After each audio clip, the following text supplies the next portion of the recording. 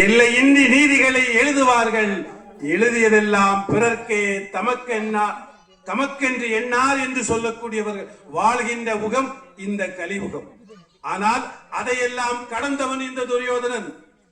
கர்ணனிடத்திலே தைரியம் இருந்தது, வீரம் இருந்தது, துணிச்சல் இருந்தது, எல்லாம் இருந்தது. ஆனால் ஒரு அங்கீகாரம் மட்டும் இல்லை. அவன் மன்னன் என்று சொல்லக்கூடிய ஒரு அங்கீகாரம் இல்லை என்ற உடனே ஒரு மன்னனுடைய மனநிலை எப்படி இருக்கும் என்று சொன்னால், கர்ணனையும் தாண்டி கர்ணனுக்கு கொடைவள்ளல் என்று சொல்லக்கூடிய அந்த உயர்ந்த பதவியை பட்டத்தை கொடுப்பதற்காக நாட்டினுடைய ஒரு பகுதியாக இருக்கக்கூடிய அங்க தேசத்தையே கொடுத்து அந்த இடத்திலே அதே சபையிலே அந்த பெரியவர்கள் முன்னோர்கள் எல்லோரும் அமர்ந்திருக்கக்கூடிய அந்த கூட்டத்திலே அவரை அங்கதேச மன்னனாக்கி இந்த கொடைக்கெல்லாம் கொடை வள்ளல் என்று சொல்கின்ற இடத்திலே இந்த துரியோதனன் தான் இதற்கெல்லாம் காரணம் என்று சொன்னால், பாரத போருக்கு காரணம் வேறு யாராக இருக்க முடியும்? இந்த துரியோதனன் தான். நீதிபதி அவர்களே, நீதிபதி அவர்களே, என்னுடைய நண்பனே ஒத்துக்கொண்டார். என்ன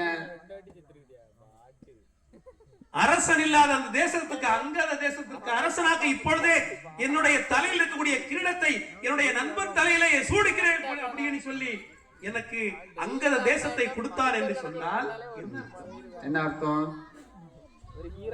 நம்ம பக்கத்திலே வச்சுக்கிட்டோம் அப்படின்னு. சரி, அவருடைய வீரம் நமக்கு பலம் வரணும் அப்படின்னு. துரியோதனா உட்காரு. என்னால போக முடியல ஐயா. கர்ணா, மகாபிரபு சற்று நேரம் ஓய்வு விடுங்க. சரியா? அடுத்த விசாரணை மன்றம். இப்போ